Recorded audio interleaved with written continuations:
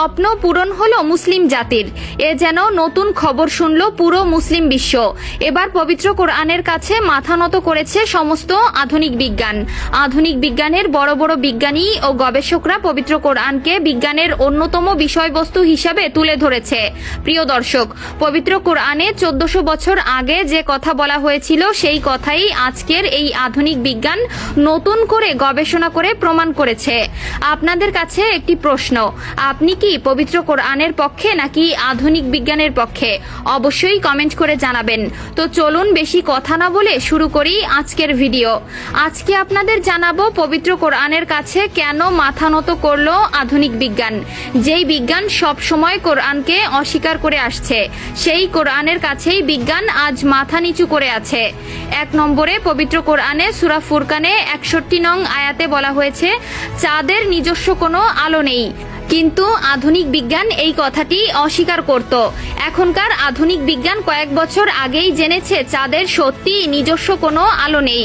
2 নম্বরে পবিত্র কোরআনে সূরা কিয়ামার 3 ও 4 নং আয়াতে বলা হয়েছে, মানুষের আঙ্গুলের ছাপ দিয়ে মানুষকে আলাদাভাবে শনাক্ত করা সম্ভব, যা আজকের আধুনিক বিজ্ঞান প্রমাণ করেছে এবং এর প্রধান সাক্ষী আমরা নিজেই।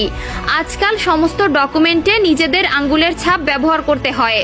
3 নম্বরে আধুনিক বিজ্ঞান যে বিগ ব্যাং থিওরি আবিষ্কার করেছে তার বয়স মাত্র 40 বছর, কিন্তু পবিত্র কোরআনে সূরা আম্বিয়ার 30 নং আয়াতে এই কথা বলা হয়েছে আরো 1400 বছর আগে।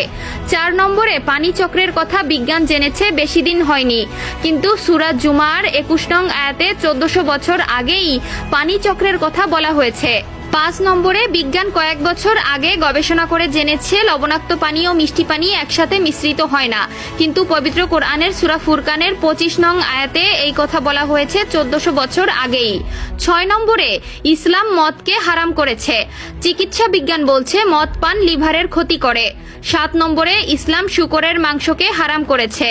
আধুনিক বিজ্ঞান বলেছে শূকরের মাংস লিভার হার্টের জন্য খুবই ক্ষতিকর, যা মানুষকে হঠাৎ মৃত্যুর দিকে ঠেলে দিবে।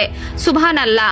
8 নম্বরে মানুষের জন্মতত্ত্ব বরুণ তত্ত্ব সম্পর্কে বিজ্ঞান জেনেছে কয়েক বছর আগে, কিন্তু পবিত্র কোরআনের সূরা আলাকে এই বিষয়ে বলা হয়েছে আরো 1400 বছর আগে।